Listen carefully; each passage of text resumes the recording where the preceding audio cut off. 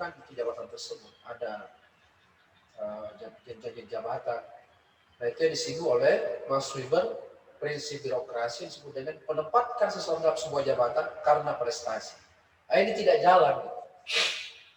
Belum lagi sistem kepegawaian kita yang sejak misalnya PP 45 tahun 2005 itu yang menghabiskan tenaga honorer, dan kalau masih ada kan kena sanksi, tapi sekarang masih ada. Muncul lagi K2, muncul lagi macam-macam. Akhirnya kemudian muncul sekali sebenarnya P3K kan, pegawai yang melalui perjanjian kinerja gitu kan, pemerintah melalui perjanjian kinerja. Tapi juga tidak beres-beres karena jatahnya kan terbatas. Karena kita sudah terlanjur menggunakan zero growth kan di dalam jumlah pegawai. Tetapi realitasnya bahwa ada terjadi secara incremental, tapi pasti bahwa kemudian terjadi perubahan komposisi di dalam baik umur maupun kompetensi ASN ada dalam birokrasi. Dan itu tanpa disadari berimplikasi pada kinerja. Nah, jadi kita bisa lihat bahwa 62% pegawai kita di Indonesia itu masuk dalam kategori milenial. Selimutnya dipimpin oleh orang yang masuk kategori baby boomers. Ada perbedaan orientasi antara cara bekerja orang tua dengan cara bekerja anak muda. Nah ini tidak mampu difasilitasi dalam bentuk desain organisasi. Tapi di swasta itu terlihat banyak perubahan. Di mana misalnya rapatnya itu tidak harus dalam sebuah meja yang, tapi bisa dalam bentuk kayak kayak bioskop, kayak berjenjang, dia tidak harus pakai lagi batas. Pokoknya didesain sedemikian rupa supaya mobilitas orang itu menjadi tinggi. Nah itu yang belum sampai terpikirkan di pemerintahan. Sementara sekarang ini pemerintahan itu diharapkan bisa responsif seperti saya katakan tadi. Nah ini menjadi sangat penting ya. Nah itu berkait dengan aspek fisik. Nah belum lagi kalau generasi sekarang kita masuk soal virtual organization gitu ya, terutama di swasta. Kalau di pemerintahan ini sudah mulai diarahkan ke sana, tapi pergerakan itu lambat.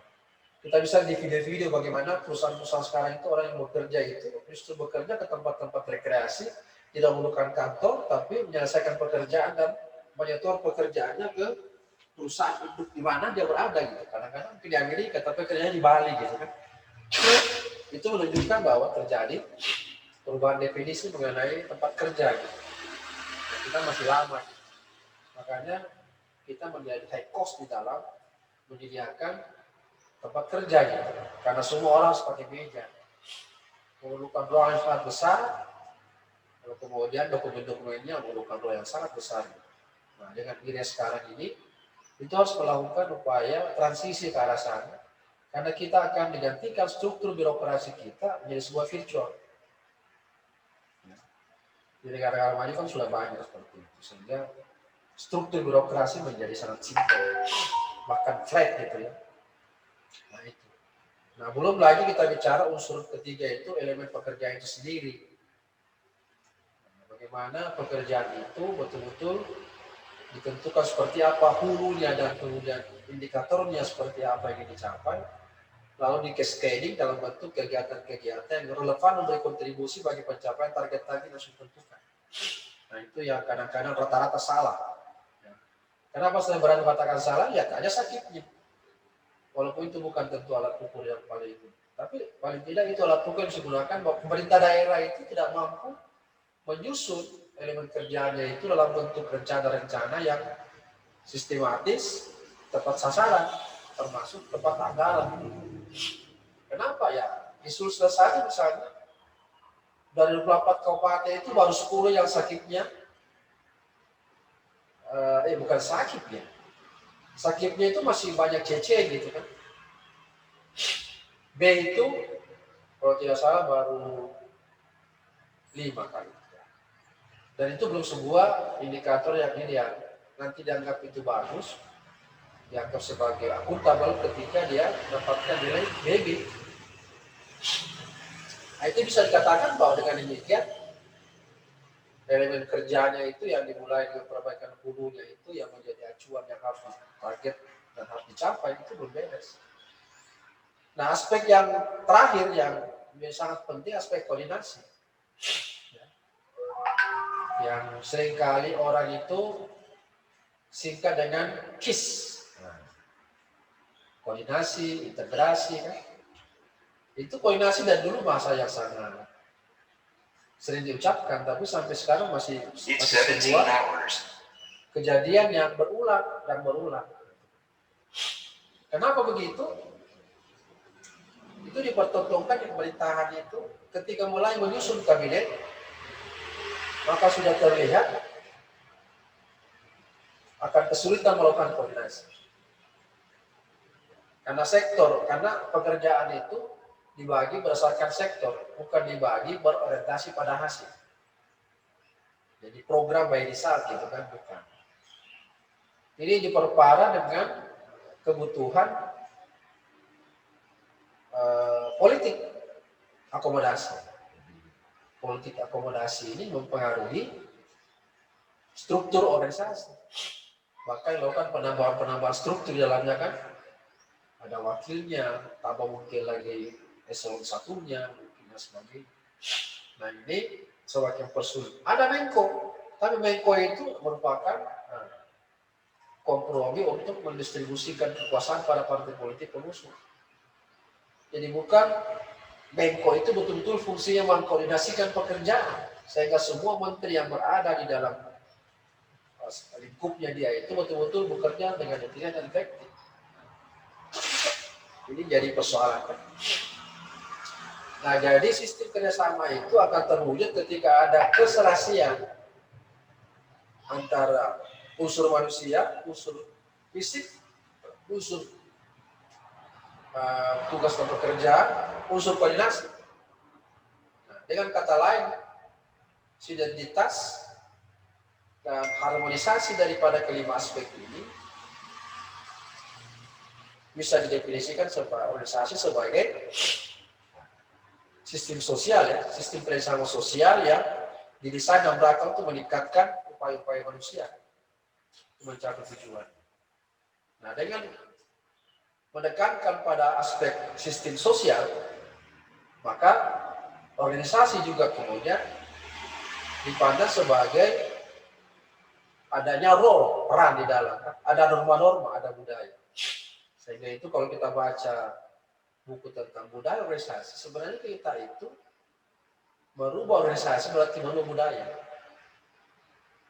Kalau Anda baca bukunya Soft Side Management, itu akan terlihat terbagi bahwa organisasi itu yang kemudian diilhami dari ASEAN, ada asumsi yang ada pada setiap orang yang diyakini kebenaran.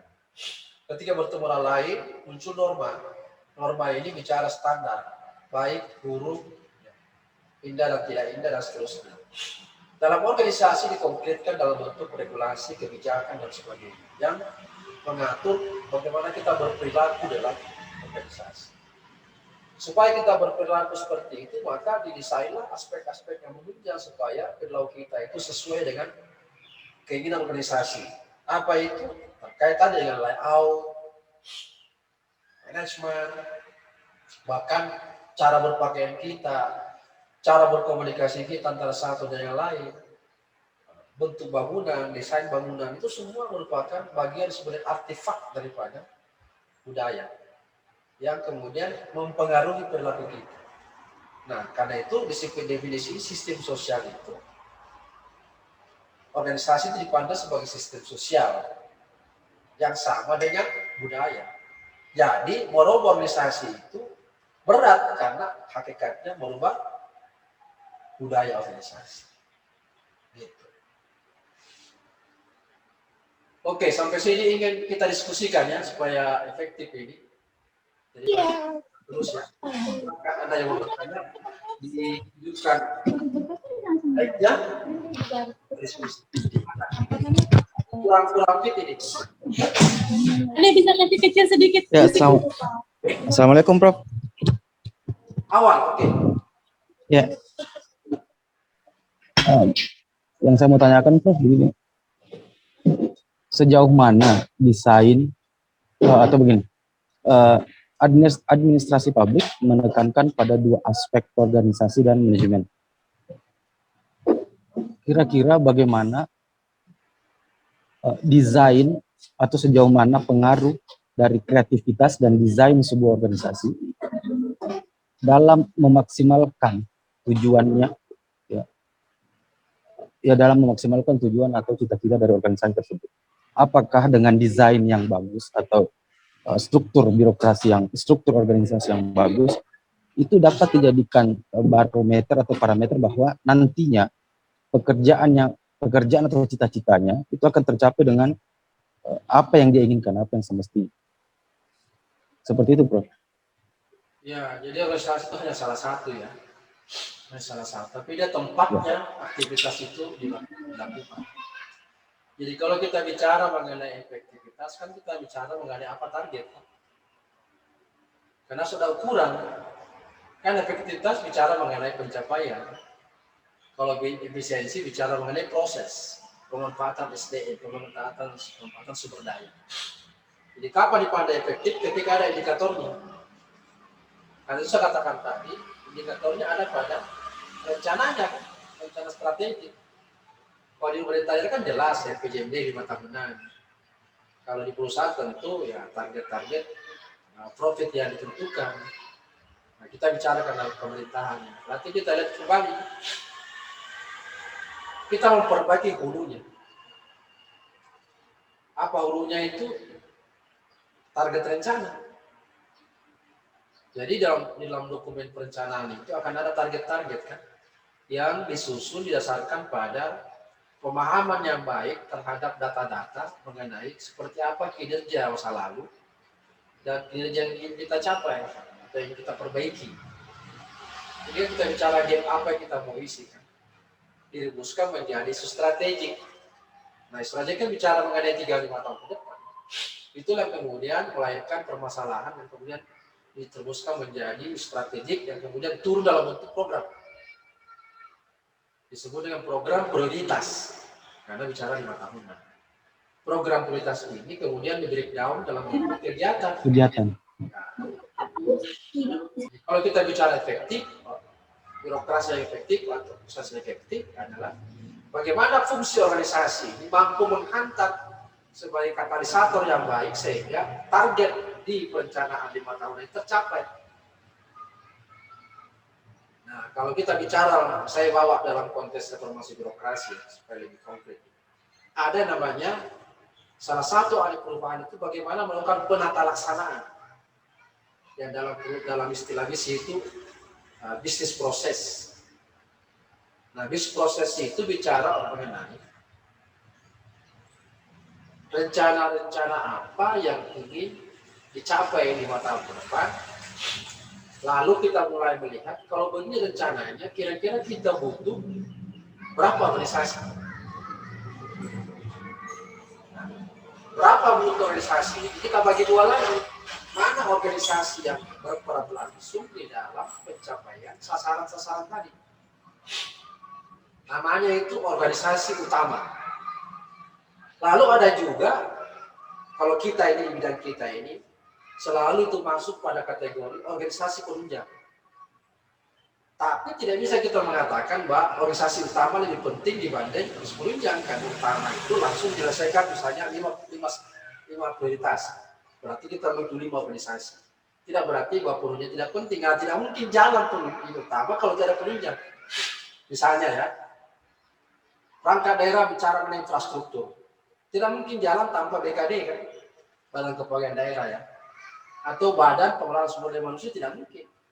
Jadi sama pentingnya, tetapi di situ diatur siapa yang berperan utama untuk mencapai target-target itu, dan siapa organisasi yang mendukung perangkat daerah itu untuk bisa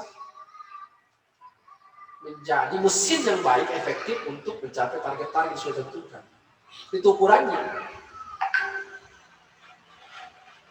Nah, lalu kita bicara bagaimana antar organisasi itu diikat dalam sebuah mekanisme yang dinamis yang disebut dengan SOP, standar operasional prosedur, tapi bersifat makro.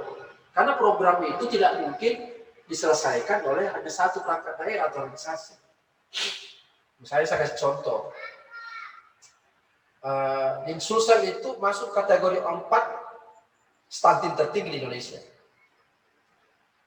Anak yang kerdil itu kan. Nah, itu kan kalau kita lihat per sektor pasti itu menjadi tanggung jawab dinas kesehatan. Tapi yakinkah bahwa dinas kesehatan mampu menyelesaikan ini? Karena stunting itu dimulai dari lingkungan yang tidak sehat. Kalau bicara mengenai gizi, kalau bicara mengenai lingkungan sehat, gizi apakah itu tugasnya kesehatan? Bisa saja. Tapi gizi kita bicara mengenai penghasilan orang tua kan. Kemampuan orang tua untuk menyiapkan gizi bagi anaknya kan tidak serta-merta menjadi tugas daripada dinas kesehatan. Berarti kan ke lapangan kerja kan. Kalau bicara lapangan kerja siapa yang terlibat? Ada dinas koperasi dan UKM, ada dinas perindustrian, ada dinas perdagangan, ada dinas pendidikan, bagaimana mencerdaskan orang tentang bagaimana hidup sehat. Di situ terlihat kan bahwa ya perlu dikolaborasikan dalam sebuah mekanisme yang mampu mencari istilah kerennya itu sinergitas atau kolaborasi antar perangkat daerah. Nah itu yang kurang di pemerintah daerah terus terang. Coba Anda lihat di Sulawesi Selatan, adakah kabupaten kota yang punya PRODIS, yang punya SOP makro? Nah ke dalam di unitnya sendiri itu namanya SOP mikro yang mengatur mekanisme kerjasama di dalam antar bidang, antar seksi. Tidak ada di Sulsel yang punya. Ini fakta. Nah, jadi kalau kita bicara efektif itu tidak simpel kan. Kita harus urai dan hulunya. Dan umumnya di Pemprov Sulsel ini di kabupaten kota lemah dari sisi perencanaan. Di dalam perencanaan itu ada aspek yang sangat penting. Rencana kerja dan ukuran kinerja. Nah ukuran kerja ini rata-rata salah.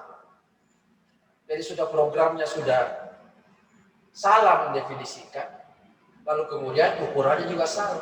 Nah begitu di breakdown dalam bentuk kegiatan pasti salah juga. Jadi banyak aktivitas yang menghabiskan anggaran tiap tahun, habis uang, tapi dampaknya tidak kelihatan, hasilnya tidak kelihatan karena itu tidak menyasar pada pencapaian target karena targetnya salah juga, perencanaannya juga salah. Belum lagi kita bicara mengenai apakah RPJMD itu merupakan wujud dari kritisme dari RPJPD. Karena semua calon bupati itu bicara janji politik, dia tidak pernah lihat seperti apa RPJPD daerahnya. Dan termasuk rencana pembangunan jangka panjang daerah yang 4 etape gitu kan, 5 tahun, 20 tahun. Dia mau masuk pada era mana? Tahun ketiga, tahapan ketiga atau tahap keempat? Pernah tidak dia lihat? Tidak pernah. Semua yang populis ketika dia berkampanye. Karena itu dalam Permendagri 86 ya, tahun 2017 diperintahkan setiap daerah wajib membuat sebenarnya RPJMD teknokratik sebelum terjadi pilkada. Apa itu yang wajib? Pelayanan dasar. Dulu tidak, kadang-kadang pelayanan dasar itu diabaikan. Tapi dari Permendagri yang baru itu wajib Bapeda menyusun, itu namanya RPJMD teknokratik 4 bab. Dalamnya itu berisi mengenai pelayanan dasar. Siapapun jadi bupati, wali kota wajib melaksanakan pelayanan dasar. Tapi jadi politiknya itu diintegrasikan masuk. Nah, di situ mulai masalah. Ya kan, karena pelayanan dasar itu kesehatan ada ukurannya. Pendidikan ada ukurannya kan, infrastruktur ada indeksnya, semua ada jelas. Tapi yang nanti seperti bisa menjadikan daerah yang beriman dan bertakwa. Bagaimana mendefinisikan itu beriman bertakwa? Program apa, lalu indikatornya apa? Yang kemudian nanti akhirnya 5 tahun maka masyarakat ini bertakwa. Kekurang pahaman daripada para kepala dalam timnya itu menyusun program-program yang terukur. Apa ukurannya bertakwa? Bisa diukur? Tidak bisa. Lalu kemudian nanti kegiatannya itu penyediaan Al-Quran. Iya, ada hubungannya itu? Kan tidak. Nah, Gitu. Jadi memang bicara efektivitas itu merupakan sebuah rangkaian yang sangat panjang dan harus kait mengait baru bisa kita capai itu, tentu dengan tadi organisasi yang relevan. Jadi saya katakan tadi dan kita lihat definisinya, organisasi itu adalah respon. Jadi kalau programnya sekian, organisasinya seperti apa? Supaya ini pekerjaan bisa dihandle oleh organisasi. Nah kalau kita bicara organisasi, kita bicara aspek hard side dan soft side. Soft side-nya apa? SDM-nya kan, motivasinya, kulturnya, budayanya, manajemennya. Hard side-nya apa yang tadi itu? Elemen pekerjaan, elemen perkantoran, teknologi, mesin, dan sebagainya menunjang orang bekerja di dalam. Nah, ini harus sinergis. Karena kalau tidak susah. Misalnya tadi, menjadi organisasi yang responsif. Nah, bagaimana menciptakan, mendesain birokrasi yang responsif? Lalu ditunjang oleh teknologi yang mendukung, ditunjang oleh ASN yang responsif. Kan butuh budaya baru, kan? Butuh nilai baru. Nah, pernahkah kepala daerah itu memikirkan itu? Itu kan pertanyaan besar. Karena apa? Mereka terpilih lewat pilkada, bukanlah orang yang berasal dari orang yang memahami dengan baik birokrasi. Umumnya karena banyak duit. Jadi dia dipilih kepala daerah banyak duitnya, karena untuk jadi kepala daerah harus mengeluarkan biaya yang miliaran. Tapi pengetahuan tentang bagaimana mendesain organisasi yang efektif digunakan untuk mencapai janji politiknya itu tidak pernah terpikirkan. Coba lihat Makassar. Dia maknai bahwa begitu kami dilantik kita akan melakukan penataan pemerintahan. Apa definisi penataan pemerintahan? Coba kalau kita baca media. Evaluasi semua kelurahan. Ganti pejabat yang tidak setia. Apa itu penataan pemerintahan? Itu kan ketahuan tidak paham tentang pemerintahan. Kalau kita memahami kembali apa sejarah, kan panjang ceritanya. Oke lah, reformasi birokrasi saja mengerti tidak. Kan tidak bisa. Yang hanya mengatakan ganti. Begitu diangkat jadi wali kota, apa yang dikerjakan? Kan konflik-konflik kan. Karena dia menganggap jabatan wali kota itu adalah struktur. Itu kesalahan di dalam manajemen pemerintahan. Karena kepemimpinan itu adalah perilaku, bukan struktur. Begitu Anda mengatakan saya adalah wali kota, Anda bawa, Anda membuat suatu gap. Karena tidak ada pekerjaan yang sukses tanpa bantuan staff. Nah, mungkin. Tapi kamu memimpin dengan mengedepankan diri bahwa saya adalah pemimpin, Anda itu pengikut, sudah alamat tidak berhasil. Makanya tidak gampang orang masuk di birokrasi. Ini yang tidak dipahami karena kemudian kita mengikuti model rekrutmen pejabat pemerintah itu atau top leader di pemerintahan itu menggunakan asas demokrasi yang kemudian dasar-dasar untuk membangunnya itu belum siap, dalam artian kita tidak tersedia stok yang bagus berkaitan dengan calon-calon kepala daerah. Krisis di mana-mana. Beda negara barat. Karena partainya itu membangun memang secara institusi orang-orang yang dipersiapkan jadi pemimpin. Kalau kita kan tidak, siapa yang banyak duitnya. Saya baru baca di media bahwa seorang kader di partainya ingin masuk, bayar juga. Kadernya apalagi yang bukan kadernya. Nah, itu kan konyol, pakai duit. Nah, ini yang menjadi masalah. Jadi saya kira itu penjelasan saya mengenai itu. Jadi tidak simpel seperti yang sering diucapkan, menciptakan organisasi yang efisien dan efektif, tapi perilakunya tidak pernah efisien dan efektif. Itu kita belum bicara mengenai substansi apa yang ada dalam birokrasi, seperti kesatuan komando, ya kan, kemudian tentang kendali, kemudian pengawasan. Itu prinsip-prinsip yang dikemukakan oleh Max Weber dan Henry Fayol. Itu masalah juga di saat kondisi seperti sekarang ini. Tapi dulu itu adalah merupakan sebuah konsep ideal bahwa kalau birokrasi pasti tercapai efisiensi dan efektivitas. Namun fakta sekarang ini justru anomali, tidak efisien dan tidak efektif kalau menggunakan prinsip-prinsip Max Weber dan Henry Fayol. Belum kita bicara tadi mengenai faktor lingkungan. Nantilah mungkin kita akan bicara ke depan, apa prinsip dasar yang harus ada dalam sebuah organisasi ketika membangun. Fit antara aspek itu menjadi penentu efektif tidaknya sebuah organisasi. Saya kira gitu ya. Ada lagi? Ya, Assalamualaikum Prof. Ismail, Assalamualaikum Prof. Ya, silakan. menarik tadi pemaparannya soal organisasi dan manajemen. Itu mungkin di ranahnya Waldo itu menurut saya itu. Cuman saya ini Prof masuk di skema Woodrow Wilson dalam mengatakan bahwa bagaimana pisahkan itu politik dengan administrasi.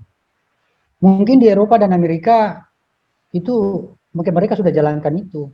Tapi kita di sini di Indonesia ini khususnya di Sulawesi Selatan apa sudah terlaksana itu.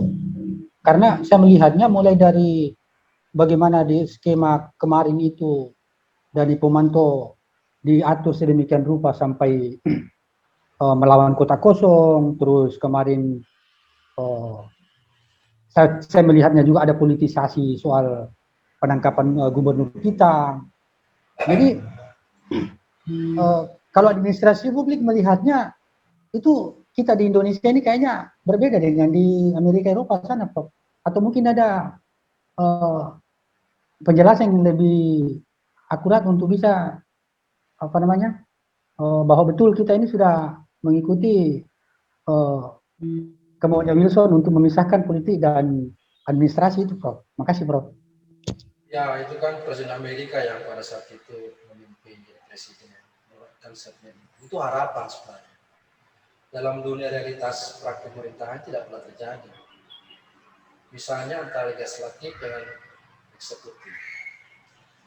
Kita tahu orang-orang yang duduk di legislatif itu kan orang yang duduk dalam sebuah priorisasi. Sehingga sering kali terjadi perubahan pergantian personil. Apa dampaknya? Selalu terjadi pergantian kemudian yang datang belum tentu menguasai tentang pemerintahan kan? Kan tiga fungsi pokoknya kan? Uang keuangan, legislasi dan pengawasan. Ya kan? Contoh konkret saja buat tentang undang-undang. Apakah undang-undang selalu diusulkan oleh legislatif? Lebih banyak dari eksekutif kan? Padahal fungsi legislatif. Itu berarti bahwa di sini terjadi mutual simbiosis. Karena tidak membuat personil secara individu terkait dengan kemampuan legislatif dalam merancang undang-undang. Artinya itu yang terjadi berarti kemudian eksekutif berarti berfungsi sebagai legislatif dong. Karena dia inisiasi kan. Sehingga di negara maju pun susah untuk diwujudkan karena kelemahan secara internal personil daripada legislatif di dalam menjalankan fungsi utamanya. Itu baru aspek legislasi ya. Di Indonesia tidak pernah terjadi memang. Dan dulu sampai sekarang memang tumpang tindih terjadi. Diperparah lagi dengan kondisi perpolitikan kita maupun sistem politik kita yang tidak pure berakar pada Pancasila dan Undang-Undang 45. Ini saya nanti jelaskan nanti dalam mata kuliah manajemen publik. Sangat jelas kenapa sampai begitu dan kemudian berimplikasi pada carut marut kita di dalam politik kita yang kemudian tidak pernah menghantarkan sistem politik kita kepada demokrasi yang memberikan kesejahteraan bagi masyarakat. Karena yang ada adalah kekacauan dan nafsu berkuasa partai politik yang terus melakukan perubahan-perubahan berkaitan dengan kepentingan mereka. Jadi kalau boleh sistem administrasi yang bagus, lihat undang-undang dasar. Pertanyaan saya, apakah sistem politik kita itu menganut undang-undang dasar atau tidak? Kan antara langit dan bumi, antara undang-undang dasar dengan praktik perpolitikan kita. Akhirnya sistem administrasi kita itu yang mengikuti apa mau partai berkuasa, orang-orang berkuasa kan tidak ditujukan pada untuk mensejahterakan. Belum lagi kita bicara bahwa sistem administrasi kita itu dipengaruhi oleh sistem administrasi negara barat. Sehingga ada kesadaran di kalangan kita akademisi dan publik ini untuk bagaimana bersatu menciptakan sistem administrasi yang bergaya Asia dan tidak tertutup terhadap kemajuan sistem administrasi negara maju, tetapi tidak kemudian mempengaruhi secara prinsip daripada sistem administrasi kita. Yang kita sebut dengan public administration in Asia. Itu sudah ada. Jadi kita di Asia, termasuk Indonesia ini yang kebetulan ada namanya Indonesian Association for Public Administration itu, memang kita bekerjasama si Asia ini untuk merumuskan nilai-nilai apa yang menjadi dasar di dalam sistem administrasi Asia, karena relatif hampir sama dibandingkan dengan negara Barat. Kita tidak menutup kemungkinan terhadap negara Barat itu inovasi-inovasi mereka itu yang bagus bukan kita imitasi, bukan kita adopsi, tetapi kita adaptasi. Jadi beda ya maknanya ya. Imitasi, adopsi, adaptasi beda. Adaptasi itu berkaitan dengan bagaimana menyesuaikan dengan konteks di mana kita berada. Sehingga kemudian sistem itu tidak kemudian menghancurkan kita. Saya ingin mengatakan lebih awal sebelum kita ketemu di mata kuliah itu bahwa apa yang kita agungkan sekarang, bahwa kita harus memperhatikan good governance, itu jebakan yang sangat berbahaya. Karena good governance itu adalah kapitalisme baru yang disodorkan negara maju dalam bentuk bantuan pemerintah, bantuan keuangan. Isinya semua itu menjebak. Karena itu hanya satu kuncinya melawan itu adalah inovasi. Nah, persoalannya apakah birokrasi kita inovatif? Nah, ini yang kita pelajari sekarang. Ya, birokrasi kita inovatif atau tidak? Kalau tidak, kita akan dilibas oleh sistem-sistem yang dibangun oleh negara-negara maju beserta dengan organisasi bentukannya. Apakah WTO, apakah World Bank, ya, dan sebagainya. Itu semua instrumen mereka yang digunakan secara terselubung. Tapi jauh daripada itu, kita sudah lama memang dicekoki otak kita lewat beasiswa negara-negara barat kepada pemuda kita untuk memahami bahwa ini merupakan sebuah isme ideal dalam menjalankan negara. Sehingga begitu mereka datang, itu tidak mengalami kesulitan karena kawin mawin dengan alumninya, dengan pikiran mereka. Nah, ini jadi masalah sebenarnya. Jadi seperti itulah kondisinya. Susah kita mau mengatakan trias politika di negara maju pun tidak juga merupakan sebuah trias politika yang sangat betul-betul trias, tidak. Ada mutualisme simbiosis. Itu kan seorang presiden yang menyatakan seharusnya begitu, bahwa administrasi bekerja setelah politik bekerja. Jadi kita itu betul-betul pure itu eksekutif, menjalankan keputusan-keputusan politik. Tapi faktanya kan tidak. Yang usulkan undang-undang siapa? Kita. Apa Indonesia gitu kan? Kenapa kemudian muncul KPK misalnya? Terlepas KPK, tapi ya karena ketidakmampuan bekerja kejaksaan, polisian, pengadilan dan sebagainya. Sehingga dibentuk extraordinary gitu. Seandainya itu bisa independen masing-masing, wah, enak sekali kan. Ya susah karena selalu ada partai politik di belakang daripada para top leader, bahkan ditengarai sampai ke level 3. Kajian KASN itu menunjukkan bahwa pengaruh politik dalam birokrasi itu sudah sampai pada level 3.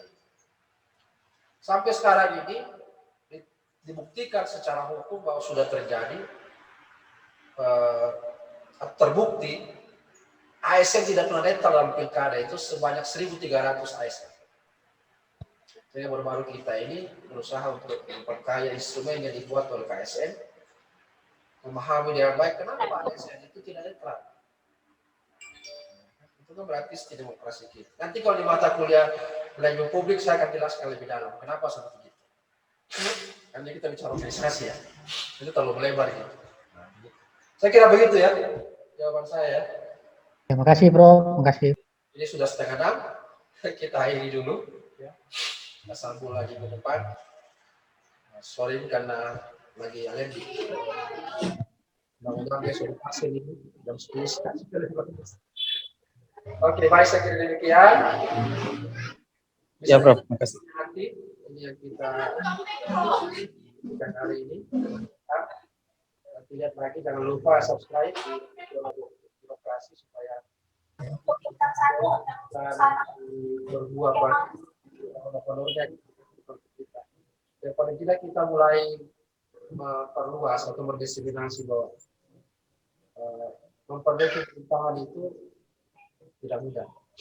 Beberapa pelaku lihat ini baru menyadari wah ternyata penting kita pelajari namanya sistem pemerintahan dan birokrasi dan manajemen dan sebagainya.